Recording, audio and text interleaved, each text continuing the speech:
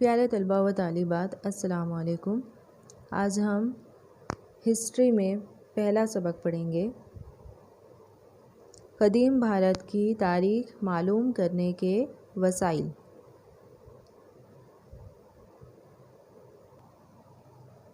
तो भारत की अपनी अहम और मुफस्सल तारीख है। भारत के जुग्राफियाई हालात ने उसकी तारीख की तख्लीक में अहम रोल अदा किया है। भारत मगरिब में अरब सागर, जुनूब में हिंद महासागर, मशरिक़ में बंगाल की खाड़ी और शुमाल में हिमालय के पहाड़ी सिलसिलों से घिरा हुआ है। इस तरह बहरे आज़म और पहाड़ी सिलसिलों ने भारत को महफूज रखा है। भारत की सरहदों को पार करके कई गैर मुल्की अवाम यहाँ आई। उसी तरह यहाँ के कई सारे लोग गैर मुल्कों में गए। तो भारत शुमाल से जुनूब 3214 किलोमीटर लंबा है। मशरिक़ से मगरिब 2933 मीटर चौड़ा है। भारत का इलाका 32.8 लाख मुरब्बा मीटर जितना वसी है। भारत एक वसी तहज़ीब का मुल्क है। मुख्तलिफ़ लोगों और तहज़ीबों के संगम से एक अज़ीम भारतीय तहज़ीब वजूद में आई।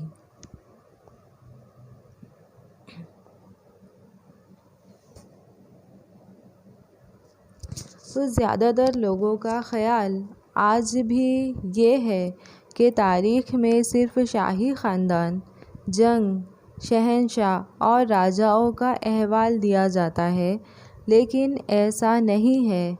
तारीख़ उसे हासिल हुए वसाइल को साइंसी तरीक़े से इस्तेमाल करके एक तवील मुद्दत की सियासी, समाजी, माशी और तहज़ीबी हालात का मवाज़ना करती है।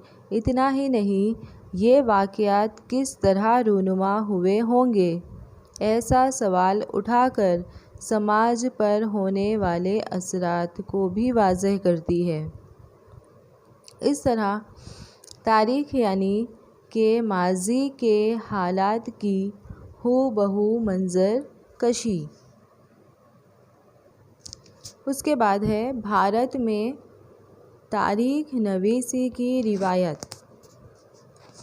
तो मगरिबी मुल्कों में तारीख़ के वाक़यात को वक्त के मुताबिक तरतीब दिया जाता है, लेकिन इसका ये मतलब नहीं है कि भारत के लोगों में तारीख़ जानने के लिए या तारीख़ के लिए कोई शौक़ नहीं था। कदीम भारत की तारीख़ नवीसी मगरिबी मुल्कों से बिल्कुल अलग थी, जिसमें हुक्मरानों और राजाओं की फ़हरिस्त हासिल होती है, उनकी कामयाबियाँ और उनके साथ पेश आने वाले हादिसात और वाक़यात पर बहस व मुबाहिसा भी किया जाता है। 12वीं सदी में शायर कल्हण ने राज तरंगिनी किताब में कश्मीर की तारीख़ को बयान किया है, जो कदीम भारत के लोग तारीख़ नवीसी से अनजान नहीं थे, इस बात को साबित करती है।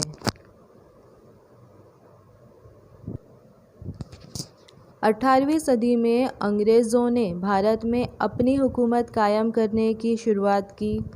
उन्होंने कदीम भारत की तारीख़ और समाज के बारे में और भारतीय समाज के बारे में मालूमात हासिल करने के लिए भारत की तारीख़ी किताबों का अंग्रेज़ी ज़बान में तर्जुमा करवाया।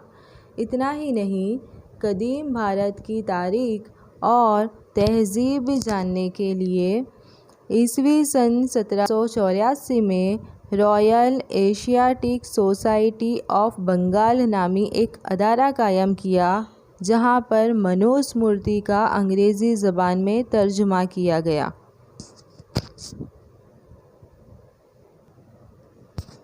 इसके अलावा अंग्रेज़ों ने कदीम हिंदुस्तानी ज़बानों को जानने की भी कोशिश की।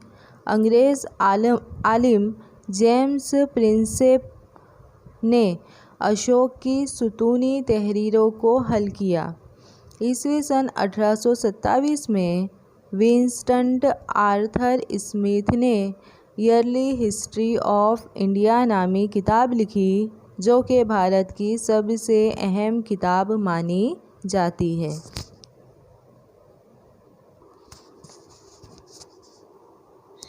अब अगली हेडिंग है भारतीय तारीख का मजमून। तो भारतीय तारीख का मजमून किसे कहेंगे? माजी की मुकम्मल मालूमात के ज़रिए तलबा में बेदारी आए और तलबा अपने मुल्क के कदीम समाज, मज़हब, रियासत और तहज़ीब जैसे मुख्तलिफ़ पहलू को समझ सके, ये भारतीय तारीख का मजमून है। इसके अलावा कदीम इल्म की मुकम्मल मालूमात तलबा में आए और तलबा अपने मुल्क के कदीम समाज, मज़हब, रियासत और तहज़ीब के अहम औसाफ, तहज़ीब की ख़ुसूसियात को अपनाए, ये भारत की तारीख़ का अहम मज़मून माना जाता है। तो जदीद तारीख़ में बड़े हादिसात ही नहीं बल्कि छोटे वाक़यात भी तारीख़ तब्दील करने में अहम रोल अदा करते हैं, लेकिन उसे बताना तारीख़ दानों का एक अतिया माना जाता है। तो कदीम भारत की तारीख़ मालूम करने के लिए तारीख़ दानों ने तारीख़ के वसाइल को दो हिस्सों में तकसीम किया है। पहला है तहरीरी वसाइल और नंबर 2 है गैर तहरीरी वसाइल। तो सबसे पहले गैर तहरीरी वसाइल देखेंगे। तारीख़ दानों ने आसार कदीमा को, आसार कदीमा यानी कि कदीम चीज़ें, पुरानी चीज़ें, तो तारीख़ दानों ने आसार कदीमा को गैर तहरीरी वसाइल के तौर पर मुतारिफ़ किया है। कदीम पत्थरों, धाते, मिट्टी के बर्तन, मोहरे, इस्तख़वानी पिंजरे वगैरह को गैर तहरीरी वसाइल कहते हैं। इस किस्म के वसाइल में किसी भी तरह की तहरीर यानी कि लिखावट, किसी भी तरह की तहरीर हासिल नहीं होती है,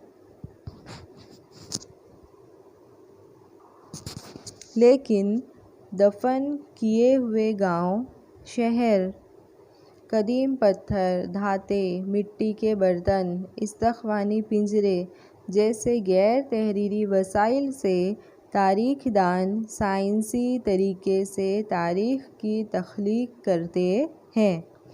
तो माहिरीन आसार कदीमा जो होते हैं वो कदीम मकामात तलाश करके उसकी खुदाई करते हैं और यहाँ से हासिल होने वाले आसार की मदद से वो उस मकाम, वक्त और गुज़रे हुए ज़माने में इंसान की ज़िंदगी के मुताबिक क़यास करके साइंसी तरीके से तारीख़ को वाज़ेह करते हैं।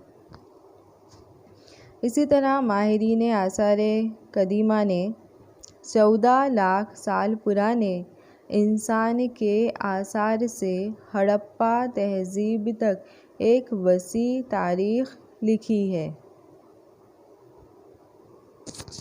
तो खुदाई के दरमियान हासिल होने वाले आसार का, हासिल होने वाली चीज़ों का वक्त जानने के लिए कुछ साइंसी तरीक़ों का इस्तेमाल किया जाता है। उनमें सबसे अहम है रेडियो कार्बन डाई 14C तरीक़ा। इस तरीक़े के मुताबिक कार्बन 14 तमाम किस्म के जानदारों में पाया जाने वाला एक मादा है। जानदार की मौत के बाद कार्बन 14 फिर से माहौल में तहवील होने लगता है, यानी घुलने लगता है, और माहौल में किस हद तक वो तहवील हुआ है उसके मुताबिक किसी भी ज़ीरू की उम्र तय की जाती है। इसी तरह नबातात के आसार और उनके साथ ज़रूरी केमिकल मिलाकर भी इंसान की उम्र तय की जाती है। इल्म अर्जियात यानी कि जो ज़मीन का इल्म होता है। अर्जियात इल्म से टीले और कान में से कितने कदीम वक्त की धातें हासिल हुई है, ये तय किया जाता है। अब हम तहरीरी वसाइल देखेंगे। तो तहरीरी वसाइल 4 किस्म के हैं। पहला है मज़हबी अदबी ज़राए, नंबर 2 है गैर मज़हबी अदब, नंबर 3 सिक्के और सुतूनी तहरीर, और नंबर 4 है गैर मुल्की सयाह और उनके सफ़रनामे। तो सबसे पहले मज़हबी अदबी ज़राए देखेंगे कि भारत के मज़हबी अदब में ऋग्वेद सबसे पुराना माना जाता है, जिसका वक्त क़ब्ल मसीह 1500 से क़ब्ल मसीह 1000 माना जाता है।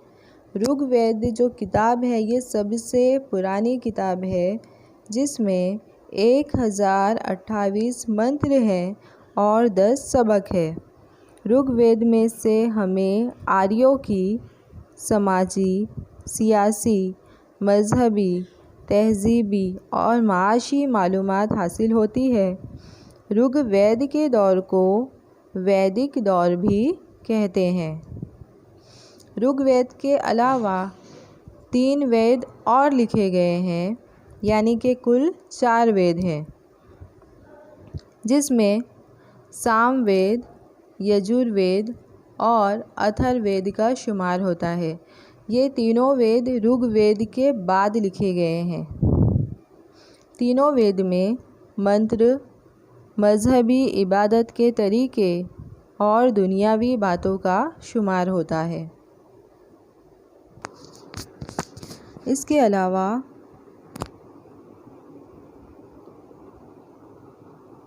मज़हबी अदब में ब्राह्मण ग्रंथ, आरण्यक, रज़मिया नज़्में, उपनिषद, जैन और बुद्ध मज़हब की किताबों का शुमार होता है। रज़मिया नज़्मों में रामायण और महाभारत अहम है। रज़मिया नज़्में यानी कि ऐसी नज़में जिसमें जंग की कहानी बयान की गई है। तो भारत की 2 रज़मिया नज़में हैं अहम, रामायण और महाभारत। इसी तरह उपनिषद, तो उपनिषद की तादाद 100 से भी ज़्यादा है, जिसे वेदांत भी कहा जाता है। उपनिषद में रूह और खुदा के मुताल्लिक आला इल्म, फ़लसफ़े की बहस का ज़िक्र मिलता है। उसके बाद है बुद्ध मज़हब के अदब में। तो बुद्ध मज़हब के अदब में त्रिपिटक अहम मानी जाती है, जिसमें सूत पिटक, विनय पिटक और अभिधम पिटक का शुमार होता है। सूत पिटक में गौतम बुद्ध की इब्तिदाई ज़िंदगी का ज़िक्र मिलता है, जबकि विनय पिटक में बुद्ध साधु और साध्वी के कानून का शुमार होता है, जबकि अभिधम पिटक में बुद्ध मज़हब का फ़लसफ़ा दिखाई देता है। इसके अलावा बुद्ध अदब में जातक कथा की मालूमात भी बहुत मुफीद है। जातक कथा यानी भगवान बुद्ध की पैदाइश से पहले की कहानियाँ। तो जैन मज़हब के अदब को आगम ग्रंथ कहा जाता है और आगम ग्रंथ में 24 तीर्थंकरों का ज़िक्र मिलता है। इसके अलावा पहला उजलास, जैन मज़हब का पहला उजलास अहद मौर्य में हुआ था और जैन मज़हब का दूसरा उजलास 6ठी सदी में गुजरात के वल्लभी मकाम पर हुआ था। उसके बाद देखेंगे गैर मज़हबी अदब। तो गैर मज़हबी अदब में कई सारी तारीख़ी किताबों का शुमार होता है, जिसमें मनुस्मृति एक गैर मज़हबी अदब है, जो कदीम भारत की पहली सदी की कानूनी किताब मानी जाती है। इसी तरह कौटिल्य की लिखी हुई अर्थशास्त्र किताब भी बहुत अहम है, जिसमें अहद मौर्य, भारत का निज़ाम हुकूमत, माशी निज़ाम और रियासत के बारे में मालूमात मिलती है। इसी तरह पाणिनि की लिखी हुई अष्टाध्यायी किताब, तो अष्टाध्यायी किताब ये संस्कृत सर्वोन्नहो की किताब है, यानी संस्कृत ग्रामर की किताब है, जो कि बहुत अहम मानी जाती है। इसी तरह राजतरंगिणी, तो 12वीं सदी में शायर कल्हण ने राजतरंगिणी किताब लिखी है, जिसमें कश्मीर की तारीख़ को बयान किया गया है, और राजतरंगिणी किताब भारत की पहली तारीख़ी किताब मानी जाती है।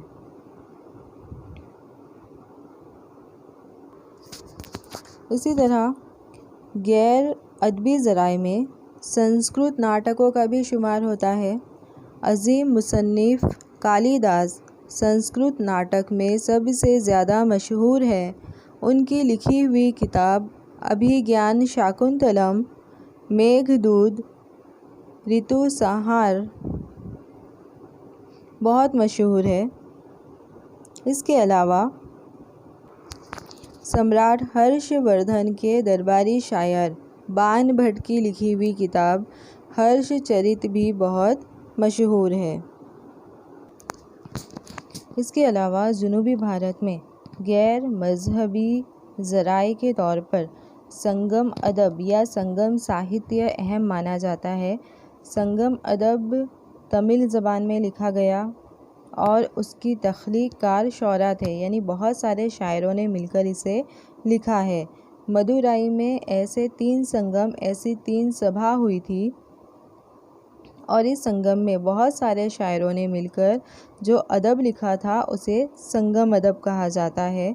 इस अदब में राजाओं और बहादुरों की कसीदे बयान करती छोटी बड़ी नज़में शामिल हैं, और ये नज़में राज दरबार में गाई जाती हैं। इस अदब में शीलपदीकारम और मनी मेखलाई जैसी मशहूर नज़में शामिल हैं। तो जनूबी भारत की समाजी, सियासी, माशी और तहज़ीबी तारीख़ को जानने के लिए संगम अदब सबसे अहम ज़रिया है। अब इसके आगे के जो पॉइंट है वो हम अगले पीरियड में देखेंगे।